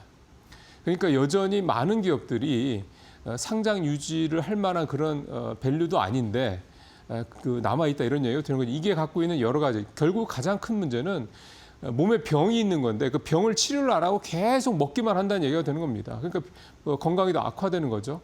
그래서 좀 정부도 지금 코스닥 시장의 이런 부진의 가장 큰 원인은 결국 건강하지 못하다는 데 있다고 판단을 했던 거고요. 그래서 부실 기업들을 신속하게 퇴출시키겠다. 그러니까 몸에다가 이제 주사를 놓는 거죠. 그래서 이 몸에 있는 병균, 이 좀비 기업들, 한계 기업들, 상장 유지에 의미가 없는 기업들, 코스닥 시장의 건강만 악화시키는 기업들을 다 이제 솎아내겠다 이런 얘기가 되겠습니다. 나스닥 시장 얘기를 제가 그동안에도 여러 번 했었는데 나스닥 시장은 상장 종목 수가 그렇게 변화가 크게 없다고 그럽니다. 그 이유는 뭐냐면 상장은 계속되는데 계속 쫓아내기 때문에 그렇습니다. 이제 그런 시장 상황이 코스닥이 된다고 그러면 코스닥 시장이 점점 건강해지겠죠. 그러면 코스닥 시장에 있는 웬만한 종목들을 투자하면 크게 손해보지 않을 수 있는 상황이 된다는 겁니다. 그럼 코스닥 지수도 코스피가 이번에 올해 이렇게 드라마틱하게 오르는 것처럼 이렇게 반등을 할 수 있는 그런 건강함을 이제 만들어갈 수 있게 된다는 거죠. 당장 내년에 다 된다는 얘기가 아니라 내년부터 차근차근 이렇게 가다 보면 2, 3년 사이에 이렇게 코스닥 시장이 굉장히 건강해질 거고 그러면은 천스닥은 사실은 뭐 얼마 안 남았고요. 1,100 지금 이들이 오늘 제목에는 이제 1,100 뭐 얘기까지 이제 기사에 나오는데 1,100이 아니라 1,200, 1,300, 1,400, 1,500도 얼마든지 갈 수 있다 생각이 듭니다. 코스피가 5,000 가고 6,000 가고 7,000 갈 수 있다는 얘기가 나오는데 코스닥이 이렇게 가지 말라는 법은 없는 거고요. 대신 그 전제 조건이 코스닥 시장의 건전화 여기에 있다 이런 얘기가 좀 될 것 같고요. 그다음에 두 번째 이 연기금 투자 유도. 사실은 시장에서 요구했던 연기금의 그 코스닥에 대한 비중을 좀 확대하는 방안에 대해서는 확정이 되지는 않았습니다. 이제 이 얘기는 뭐냐면 지금 같은 건강하지 않은 상황에서 연기금을 3% 등을 5%로 대략 이렇게 한 60% 가량 유동성을 더 공급시켜줘 봤자 엉뚱한 데로 간다는 얘기죠, 돈이. 그러니까 일단은 코스닥 시장을 먼저 건강하게 일단 치료를 하고 그다음에 건강해진 코스닥. 몸은 좀 홀쭉해졌겠죠. 살을 갑자기 뺐으니까. 대신 그 살짝 말랐을 수는 있겠습니다만 대신 건강해진 코스닥 시장에 이제 그다음부터 유동성을 대거 투입을 하게 되면 코스닥 시장이 좋은 기업들한테 돈이 제대로 유입이 되니까 코스닥 시장이 시총도 이제 확 커질 수 있을 것이다. 이제 이렇게 정부에서는 기대를 한다. 이렇게 볼 수가 있겠습니다. 자, 그렇다면 이제 이렇게 당장 코스닥 시장에 자금이 대거 유입되기 때문에 코스닥 시장에서 시총 상위권에 있는 주요 어떤 섹터들, 바이오라든가, 그다음에 2차 전지라든가 로봇이라 이전 섹터들로 돈이 막 더 대거 유입이 되면서 또 주가가 급등할 거 이런 기대감은 조금 낮출 필요는 있겠습니다만 전국적으로는 코스닥 시장 시가총액 상위 종목에 있는 정말 괜찮은 기업들은 훨씬 더 중장기적으로 우상향을 할 수 있는 그런 이제 어떤 조건, 인프라가 구축이 되는 그런 상황이 오고 있다. 아주 장기적으로 봤을 때는 굉장히 좀 긍정적인 방향이라고 볼 수가 있겠습니다. 자, 2차 전지 얘기는 좀 해보죠. LG 엔솔발 악재 배터리주 흔들 눈높이 낮춰야. LG 엔솔발 악재는 뭔지 여러분들 잘 아실 거고요. 지난주 LG에너지솔루션 주가 이 표를 보면 좀 많이 떨어졌습니다. 이 충격이 분명히 좀 있는 거고요. 일단 10조짜리 계약이 날아간 거니까 충격이 안 클 수가 없겠죠.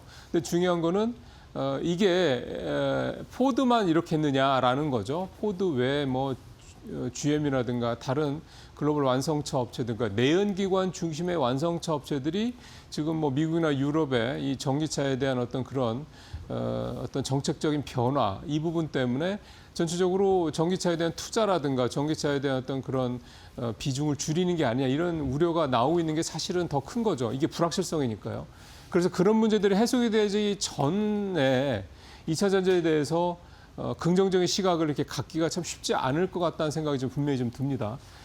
특히 리튬 가격 문제만 해도 이제 사실 전기차 2차 전지주들이 좀 올 들어서 급반등을 했던 이유 중에 두 가지가 하나가 ESS 또 하나가 리튬 가격 상승 이거 아니겠습니까? 근데 리튬 가격 상승만 가지고 단순히 이걸 접근할 수 있는 문제는 좀 아니다. 무슨 얘기냐면 리튬 가격이 좀 오르기는 오르는데 전기차 업체들 입장에서 봤을 때는 배터리 가격이 제일 큰 비중을 차지하니까 배터리 가격이 오르는 걸 별로 좋아하지 않는 거죠. 그러면은 리튬 가격은 오르는데 이제 재료값은 오른다는 얘기가 되는 거잖아요. 근데 만약에 소재값을 제대로 올리지를 못한다. 그렇게 되면 또 그건 셀 업체들 같은 경우도 이제 소재업체들한테 충분히 양극재나 음극재 가격을 충분히 올리지 못하게 한다. 그러면 당연히 소재 업체들도 부담스러운 거고. 그다음에 셀 업체들도 완성차 업체가 너네 배터리 가격 더 올리면 우리 좀 글쎄 더 배터리 받기 쉽지 않은데 리튬 이런 식으로 나온다 그러면 또 못 올린다는 얘기가 되는 거거든요. 이렇게 되면 또 배터리 업계한테는 썩 좋은 어떤 그런 그림은 아니라는 거죠. 그래서 이 기사의 내용도 좀 그렇고요. 이런 불확실성 문제가 해소되지 않는 상황에서 2차 전지에 대해서 포트폴리오 일부를 담는 거는 모르겠습니다만 비중을 좀 그동안에 생각했던 것처럼 혹시라도 좀 비중을 상당히 좀 크게 가져가시려고 했던 분들이라면 그 어떤 생각은 조금 줄이셔야 되지 않겠냐. 그 내용이 되겠고요. 실제 지금 현재 돌아가는 상황이 일단 현재 단기적으로는 2차 전지에 내가 무게를 싣기에는 조금 어려운 상황이 아니겠느냐. 이런 판단이 좀 듭니다. 자, 마지막으로 펀드 와치 좀 가보겠습니다. 지난주에 1위는 제목에서 보시는 것처럼 우주항공 ETF, 스페이스X 때문에 그렇죠. 우주항공 ETF가 이 수익률 1위를 기록하긴 했습니다. 표를 보시면요. 하나자산운용의 플러스 우주항공 NUAM 요 ETF가 6.5%의 수익률로 1위를 좀 기록을 했는데요. 그 밑에 보시면 공교롭게도 다 2위, 3위, 4위는 다 이 컨텐츠 쪽이죠. K-팝 그다음에 미디어 컨텐츠 쪽 국내 이제 이 K 컨텐츠 쪽, K-팝 쪽 요쪽이 6%, 4% 이렇게 오랜만에 이 주식형 펀드 주간 수익률 탑5 안에 들었습니다. 근데 지난주 상황 보시면요. 기본적으로 이 엔터주들의 주가 상승이 아주 크지는 않습니다. 근데 다들 보니까 바닥을 찍고 쌍바닥에서 우측 이를테면 이제 바닥을 찍고 올라가는 듯한 모습들이 지금 다 나타나더라고요. 그래서 20%, 30% 이렇게 오르진 않았습니다. 그러니까 수익률이 이 정도인데 그래서 이번 주에 이 미디어주들, 컨텐츠들이 지난주 같은 이런 어떤 그 우상향 흐름을 계속 이어갈지 한번 봐야 될 것 같습니다. 만약에 이번 주에 반도체라든가 다른 주요 섹터들이 확 간다 그러면 아무래도 좀 덜 할 것 같긴 한데 일단 분위기는 좀 만들어지고 있는 게 아니냐. 그만큼 많이 저평가됐다는 얘기 되겠죠. 그래서 이번 주에 미디어주들도 한번 추이를 보시는 것도 되게 좋을 것 같고요. 우주항공주들이 이번 주도 이 어떤 그 모멘텀을 이어갈지는 역시 오늘 상당히 중요한 이번 주 중에 첫날에 오늘이 굉장히 중요한 이유가 될 것 같습니다. 자, 여기 마치도록 하겠습니다.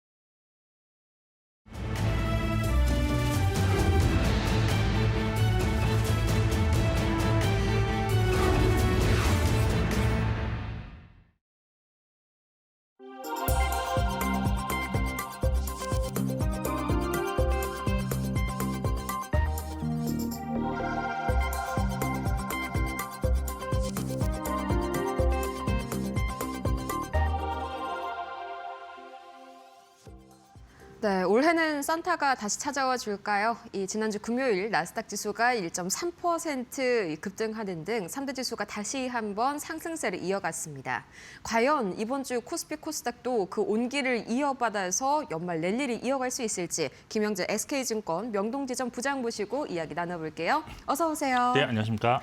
네, 지난주 금요일 나스닥은 굉장히 분위기가 좋게 끝났지만 우리 증시는 사실 분위기가 그렇게 좋지는 않았었죠. 특히 환율이 정말 미쳤다라고밖에 좀 표현이 안 될 정도로 지금 폭등한 상황인데 뭐 BOJ 금리 인상이 좀 진정을 시켜주지 않을까 했는데 전혀 먹히지를 않네요. 뭐 지난주 우리 증시 리뷰부터 해볼까요? 네, 사실 뭐 지난주 증시 전반적으로 보면 혼조세가 글로벌하게 나타났는데 특히 국내 증시는 글로벌로 비교해 보면 뭐 최하 순이었다. 뭐 실적을 이뤘습니다. 뭐 코스피가 3.5% 하락하고 그다음에 코스닥은 2.3% 하락했는데 이런 하락은 아무래도 미국의 금리 인하에도 원달러 환율이 어떤 고공행진이 지속한 것이 이제 외국인 매도세를 촉발시켰다라고 볼 수밖에 없는데 다른 주요 지표인 미국 국채 금리와 국제 유가는 소폭 하락하는 모습이 나오면서 이제 환율만 좀 잡아주면 좀 좋은 방향성을 좀 갖지 않을까라고 기대는 할 수 있는 상황입니다. 지난주 주요 이슈로 보시면 주 초반에는 미국 오라클이 이게 데이터 센터 투자 유치에 실패하고 부채가 급증했다는 그런 악재가 나오면서 기술주 동반 급락을 연출했는데요. 또 근데 주 후반에는 오히려 오라클이 또 호재의 주인공이 되기도 했습니다. 그렇죠. 그리고 이제 미국 11월 CPI가 예상을 크게 하향 2.7% 증가로 나왔는데 뭐 통계가 좀 왜곡되었다라는 말도 있었지만 일단은 증시 반등에 도움을 주는 모습이었고요. 마이크론이 이제 예상보다 훨씬 좋은 실적과 또 내년 전망치도 상당히 이제 크게 상향 조정되면서 이틀 연속 상승하고 뭐 장중에는 뭐 최고가를 기록하는 등 시장의 반등 주역으로 좀 부상한 것도 있었습니다.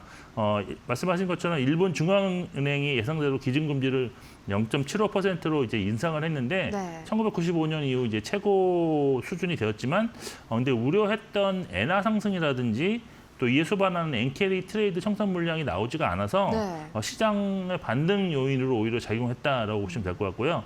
국내적으로는 이제 LG 에너지솔루션과 포드의 2차 전지 공급 계약 해지에 따라서 2차 전지주가 동반 좀 하락하는 모습이 나왔는데 일각에서는 2차 전지 종목들이 사실 반등한 것은 ESS로 반등한 것이고 포드가 또 전기차 내에서는 엄청난 강자는 아니다는 점에서 지난주 하락은 좀 심하지 않느냐라는 의견도 있다는 것도 좀 참고하실 필요가 있을 것 같습니다. 그리고 주 후반 코스닥 활성화 정책 기대감에 바이오 로봇주가 강세에 전환되는데 코스닥 사실 시총 상위 업체가 포진한 것도 2차 전지였는데 2차 전지에서는 오히려 수급이 좀 이탈하는 모습이 나오면서 다른 코스닥 종목으로 이동하는 모습이 있어서 좀 반등세가 좀 크지 못했다라고 볼 수 있습니다. 그리고 이제 마지막 주 후반에 이제 오라클이 미국에서 이제 틱톡 사업을 미국 사업을 인수를 골자로 하는 합작 회사 설립이라는 호재가 있었고요. 또 트럼프 행정부가 중국의 H200 칩 수출 방안을 검토하기 시작했다. 뭐 이런 소식이 있어가지고 기술주들이 많이 반등을 했습니다. 그래서 오늘 우리 증시에는 이러한 점이 이제 반영될 것으로 볼 수가 있겠고요.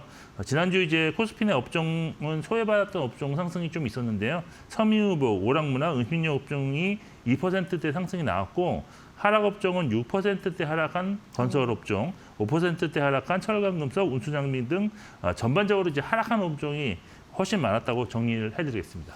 네, 코스피가 거의 글로벌 최하위권 순이었다니 물론 뭐 그만큼 많이 올라서도 있겠지만 외인의 매도 폭탄도 좀 엄청 났던 것 같습니다. 지난주부터 다시 좀 외인이 순매도를 시작했는데 뭐 금요일 기준으로도 8천억 원 가까이 내다 팔았습니다. 주로 이제 전기전자 업종에 좀 집중이 된 모양새였는데 주간 기준으로 봤을 때는 좀 어땠을까요? 사실 주간 기준으로 보면 그 전주에 사실 뭐 양시장이 순매수 전환했다 해서 상당히 긍정적으로 봤는데 이제 한 주 만에 이제 여기 반전됐습니다. 코스피에서는 한 주간 무려 3조 4천억 원. 아이고, 많이 팔았네요. 코스닥도 비교적 큰 매도세로 할 수 있는 6,400억 순매도가 나타났는데 코스피 업종으로도 접근해 보면 순매수 업종은 단 4개 업종이었고 음식료, 종이목재, 운수창고 등 올해 수익률이 나왔던 업종과 증권업을 소폭 순매수했습니다. 네. 코스닥에서는 제약, 비금속 업종만 매수하고 나머지 업종은 전부 매도하는 모습이 나왔는데 지난주에는 뭐 국내 시장 전반에 걸쳐서 큰 매도세가 나온 것을 업종에서도 좀 확인할 수 있었다라고 할 수 있습니다.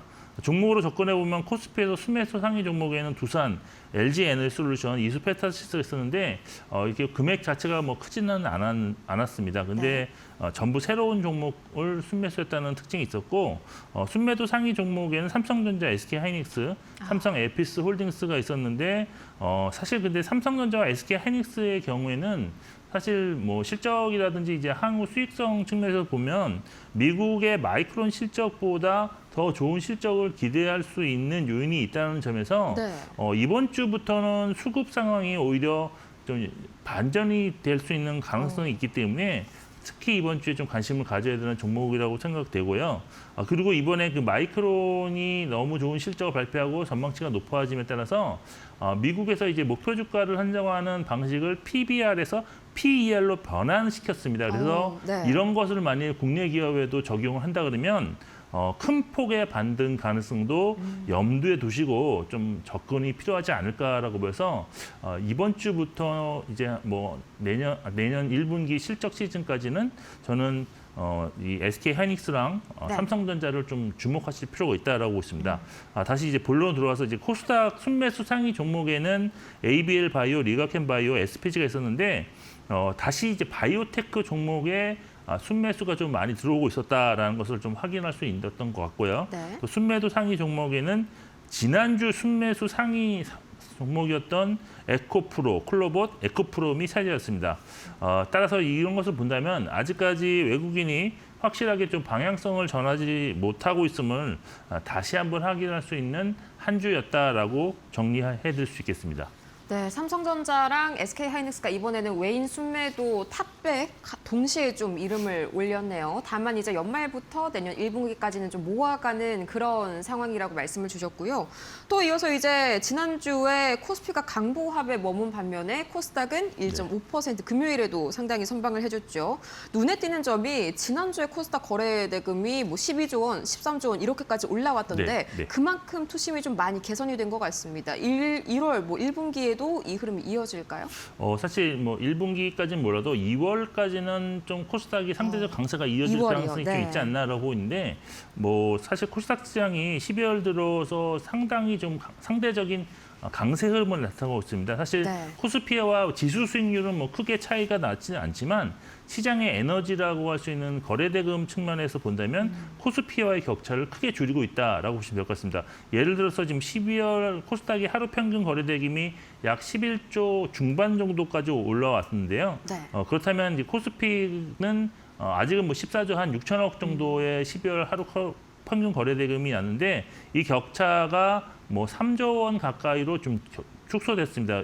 사실 올해 7월까지만 해도 이 격차는 7조 원이었고요. 네. 10월에는 9조 원 이상 벌어졌던 것이 이제 3조 원 차이로 축소된 것이다라고 볼 수 있는데요.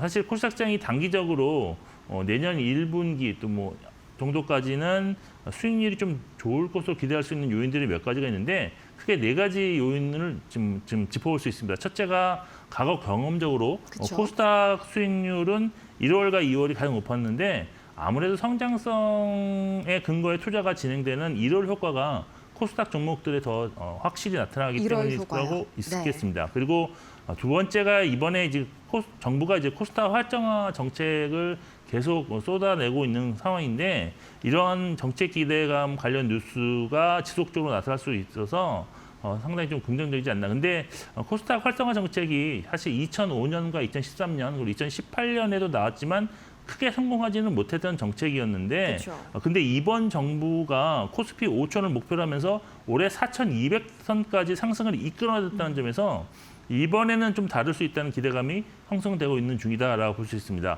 참고로 이번 코스닥 활성화 정책의 기본 방향은 코스닥 본부의 어떤 독립성과 자율성을 강화하고 상장 및 제도를 정비해서 이제 뭐 빠른 상장과 빠른 퇴출이 가능하게 하고 네. 기관 투자자의 참여를 좀 대폭 확대할 수 있는 방안을 마련하겠다는 것입니다.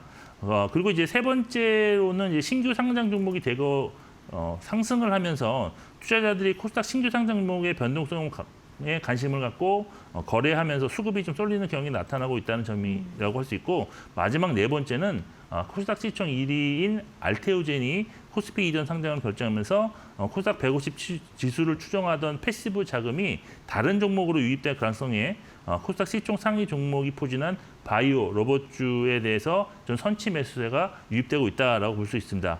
그리고 이제 코스닥 시총 상위 종목이 많은 2차 전지군에서 이탄 수급이 다른 테마로 좀 이동하는 현상도 있기 때문에 네.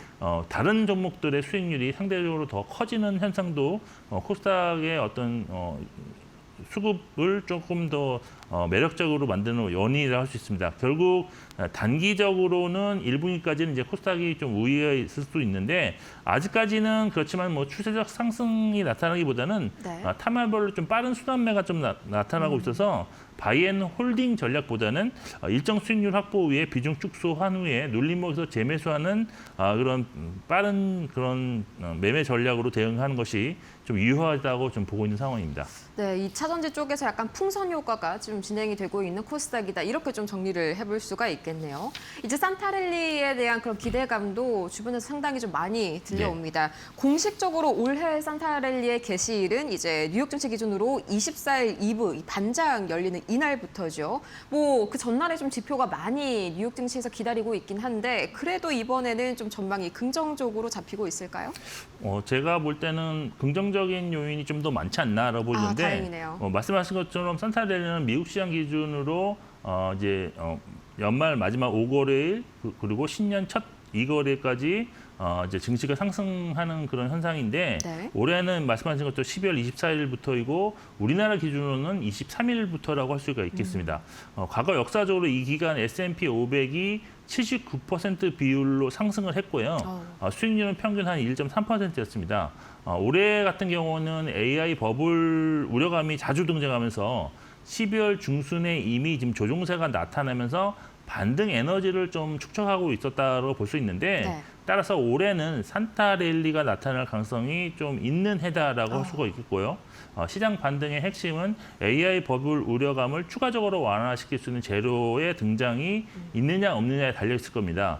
만일 그러한 재료가 뭐 나오지 않는다면 향후 미국의 연준의 어떤 금리 인하 확률을 높일 수 있는 재료가 나올 것인데, 그러한 관점에서는 24일 발표되는 주간 신규 수당 청구 건수가 좀 중요하지 않을까라고 네. 좀 보고 있는 상황입니다.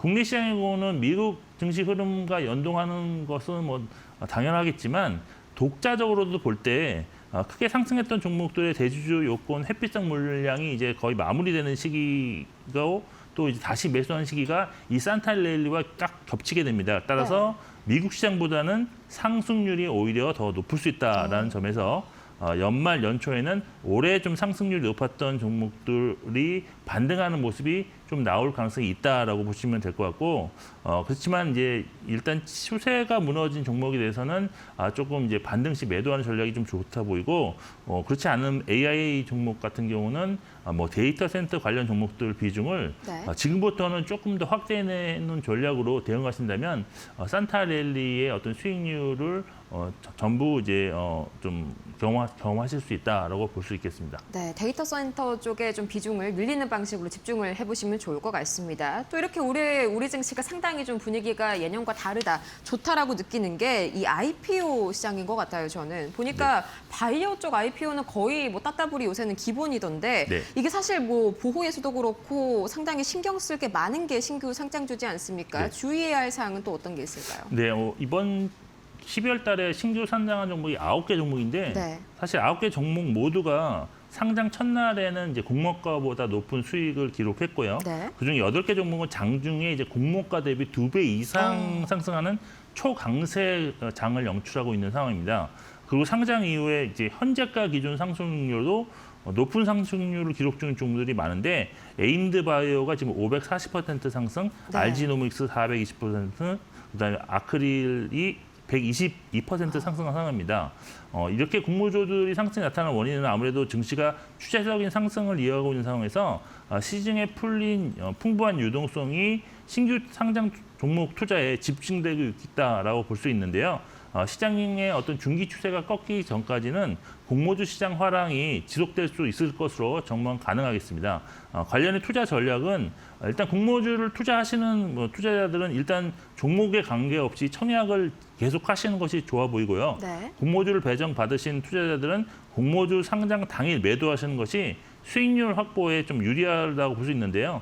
12월 상장 종목들의 경우에도 상장 당일 종가보다 현재가를 비교해 본다면 그 이후에 하락한 종목이 4개나 된다는 점, 네. 또 경험적으로 공모주를 장기 보유할 경우 많은 종목들이 이제 공모가보다 좀 하락하는 기간이 훨씬 더 길었기 때문에 저는 당일 매도하시는 것을 좀 추천드립니다. 그리고 이제 공모를 통해서 이제 주식을 배정받지 않는 신규로 시장에서 매수를 하실 경우에는 상장한 그 초반 시기보다는 보호예수 기간 전후에 오버행 우려감이 좀 나와서 주가가 좀 하락했을 때 네. 매수하는 것이 수익률 관점에서 볼 때는 좀 유리한 시점이 아니겠냐 보고 좀 상장 이후에 좀 지켜보신 이후에 이제 반등이 시작될 때 좀 매수하시는 것을 추천드리겠습니다. 네, 반대로 이미 매수를 하신 분들은 보호예수 기간에서의 급락을 좀 유의를 하셔야겠네요. 그럼 이번 주에 이제 주요 일정과 투자 전략, 이제 선물 옵션은 끝났습니다. 어떤 게 있을까요? 네, 사실 이번 주 특별하게 크게 이렇게 주목해야 될 거는 없는데 네. 22일에 한국의 수출 통이야, 그다음에 23일에는 미국 3분기 GDP, 24일 미국 주간 신규 수입 청구수가 있습니다. 일단 악재가 선반영됐기 때문에 국내 증시는 반등 구간에 진입한 한 주라고 볼 수가 있겠고요. 주식 비중을 좀 확대하는 전략을 기본으로 하되 반도체, 바이오에 좀 더 관심을 두시고 2차 전지도 저점 매수는 유효하지 않을까라고 판단하고 있습니다. 네, 이렇게 해서 오늘 김영재 SK증권 명동지점 부장 모시고 자세한 투자 전략 이야기해봤습니다. 좋은 말씀 고맙습니다. 오늘 저희가 준비한 소식은 여기까지입니다. 오늘도 저희와 함께해 주신 여러분 고맙습니다.